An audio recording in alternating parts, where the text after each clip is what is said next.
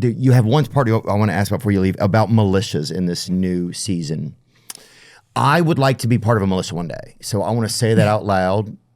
And I think, because I believe, I'm like the revolution guy. I want there to be a revolution. I want to be like on a horse, charge, I want to be like on a horseback or even a pony. I'll get on a pony. It'll be fucking weird. And people are like, dude, hurry the fuck up. I'm like, dude, it's this fucking small horse. But I do want to be part of the revolution, right? I want to at least try and charge the hill before we all get gunned down by Palantir, allegedly. You have to go back in time a little bit to do that. Yeah. Right. But You're not living in the right time. I don't know. It actually might be, yes. That's what I'm saying. So what do you find out about militias? Are they good or bad? We don't go into a story thinking about whether they're good or bad. However, I would say that there's been a growth of militias in the United States, that it can be dangerous, that we are at a time in which we're more divided and torn apart than ever. We are seeing militias grow on both sides of the spectrum. So not only right-wing militias, but left-wing militias too. And they're both in answer to the other side, right? So we filmed with a group called Patriots for America, who are operating on the border. And basically what they are seeing is an invasion of immigrants into America. And they decided they were going to take matters into their own hands. They train, they use combat gear, they use, night vision, like top of the line. This is it. Patriots top of the line combat gear, and they go out there patrolling the border. Yep, we are a diverse community of patriots that love our country. Okay. Yeah. So what they say they're doing is they're just patrolling, although they have been accused of actually detaining one of the migrants. I asked them that. They say they don't touch the migrants ever. They just patrol, and they're sort of a what do you call it? A deterring force, kind of? Force, yes, yeah. To prevent Optics. migrants from coming. What is interesting is that they're also operating, we saw it, they told us that they have support of a lot of sheriff's departments in the area, and they're also helping Border Patrol. We were there the day we filmed them calling Border Patrol because they had seen some migrants crossing. We didn't see the migrants, but they did.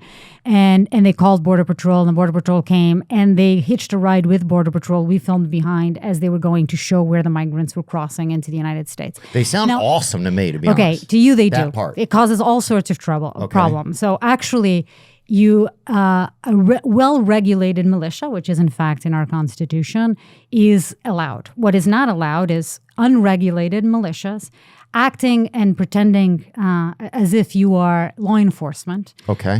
Dressing up, training for combat. All that is actually not legal. And what we decided is, Sam Hall, who's the leader of this militia, we spent a night with him and seeing his work. And I'm not saying that what they're trying to accomplish, they believe the country is being invaded. They decided that they wanted to do. I'm a strong believer. Our government is broken, particularly when it comes to immigration policy. But I'm a strong believer in holding our country accountable. It's very much part of the work that I do, instead of arming myself and training for war and going down there I agree with that. to scare little girls and kids and women. I think that is horrible. Having filmed and spent time with some of these migrants who are crossing the border, who are victims many times of extortion, of rape, little kids who are scared to death, and then they come across these heavily armed, uniformed guys that they think are Border Patrol, that are a deterring factor, and therefore probably, whatever they do, even if they don't talk, it's scary, right? And so I don't personally think that's the way to go. Right.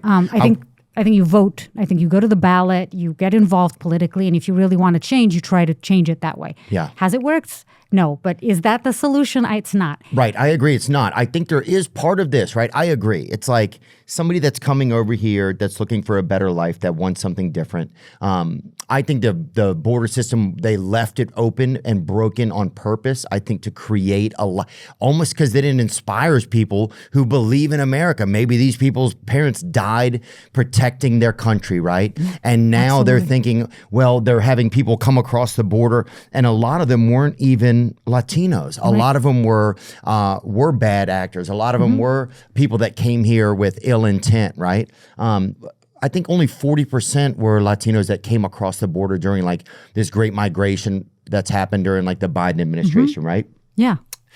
And then also you're like, yeah, it's like. But that doesn't mean that they're bad people. No, not being not Latinos. at all. It doesn't, but at all. I think it's really tough though if you were a person who maybe your dad served in the military, and then you start to think our government doesn't care about us anymore. Maybe someone who came across the border raped somebody in your town or did something bad.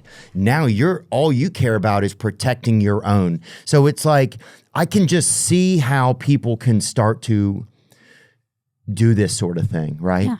And I don't know, and I think in the end, to me, it's all our government's fault. I think they want the wars. They want the videos of the bull. They want all the fucking fighting so they can keep us arguing about this shit. They can get votes. So they can keep getting votes. Well, we're going to do it this year. They've never done it. They've never figured it out, you know?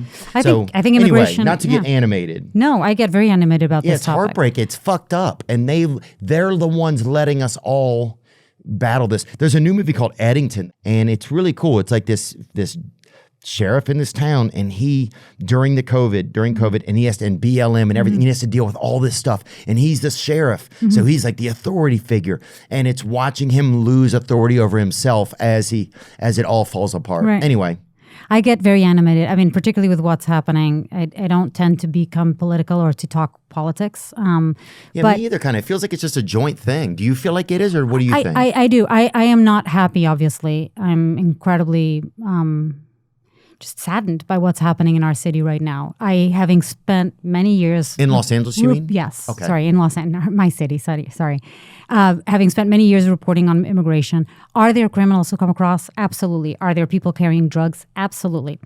Are the vast majority of people coming because they are under, there's violence in their hometowns, they're in desperate situations? Nobody would be making that very few people. I've done that journey, parts of that journey, whether it's the death train or the Darien Gap. I've been on the border right at the beginning of the Darien Gap, which is the jungle that, a lot of people die trying to make it. And I've seen what it takes, and I've spoken to these people, and a lot of them are mothers.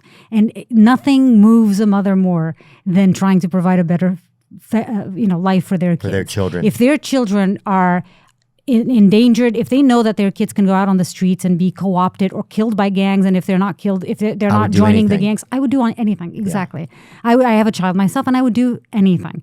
And a lot of the stories that I hear again and again, they're not lies. They're real stories of human beings that are living under horrible situations, are trying to do everything for a better life for themselves and their kids. So I think when we start going out on the streets of LA in these raids, and I know personally people who have been affected by this, refuse, people who have lived there for decades and are afraid to leave their house. Yes, they weren't born in the United States. Some of them came here when they were still kids. Some of them came when they were adults, but have spent the last 20, 30 years living, paying taxes, working very hard, many hours a day, and have done nothing wrong. Yeah. And being treated the way they're treated, being handcuffed, windows smashed in cars to remove this mother with the kid watching. These are traumatizing events. Whatever happens to that adult person, this is traumatizing for herself, for the kids that are watching. It's taking away the father of these military members. These are horrible. It's beneath us. It's just beneath us. I think one of the lessons that I've been taught as when I was growing up is, you should be judged by the way you treat the people that have less power than you do, and not by the way you treat those above you, right? Yep, and I think we can put that directly onto, that's a great statement. You should be judged by the people who have less power than you do. And that's by the way you treat them. How you treat them. Yeah. And that's our government. Yeah. To me, I don't think this is a conspiracy theory.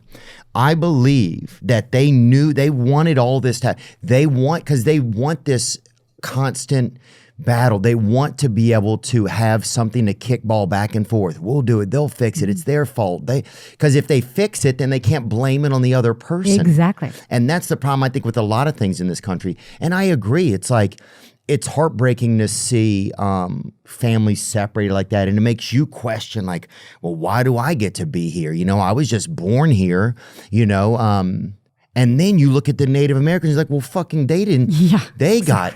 Exactly. And then who did they take it from? Stick. Aliens or somebody? Right. I don't know how far back it goes, or mollusks or whatever. Right. But for me, it makes me certainly question, well, what, to say this is mine, But at the same time, there has to be like organized bookkeeping of inventory, and I mean all of us as in. inventory, to make it so that everything can make sense. And we could do all that if we want. I believe that they don't want to do it at the top.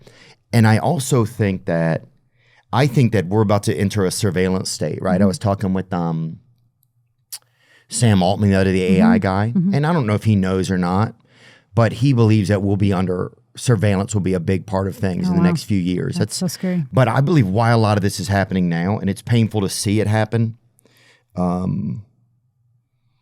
is because it's all going to be under surveillance soon. So you couldn't even be someone who's here that's undocumented, right? They have to figure out all the paperwork now. Like they have to figure out what's in the shelves of what's on the human shelves of our country.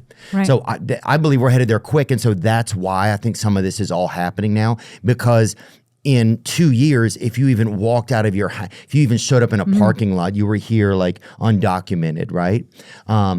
You're overstaying a visa. If you showed up in a parking lot, there will be, like it is in London, they will have like cameras, and you will know pretty quickly this person isn't, So I think that that's where we're headed, and that's why that's happening. Right. And it is heartbreaking, though. I think it's a political tool. I do too. And that's the fucking sickest thing. It's like we all, humans, we're down here having this, have like, be scared for our neighbors, scared for ourselves. And those people are probably, they're getting on horseback. What the fuck are they, but they're they was sold a bill of goods that this is their, it's like, it's crazy. Yeah. And you start to wonder who's watching all this. Are we all just being live streamed somewhere? Yeah. I did a story once about the flat earthers, and of course, crazy movement. Obviously, I don't believe in any of it. But one of their core beliefs, again, I do not believe it's not true. The earth is not flat. But one of their core beliefs is that we are being, it's like the Truman Show. Yeah. We're being watched, and there is somebody kind of watching. Well, it does feel like it sometimes, though, when you start to spin out a little bit. Yeah, it's not. Let's say it again. Flat Earth. The Earth is not flat, so they don't think there's any credence for me bringing it up. But no, I don't look. But nobody's accusing you of that. It just feels. It feels like we're all we're pawns in the system, right? It does start to feel like that. Yeah, and not in a way, not in a conspiracy. In my case, I don't think of it as a conspiracy. I think it's like they have the power, as a president, to fix certain things. And the reason why certain things are not being fixed is because it benefits them not to fix them. Yeah.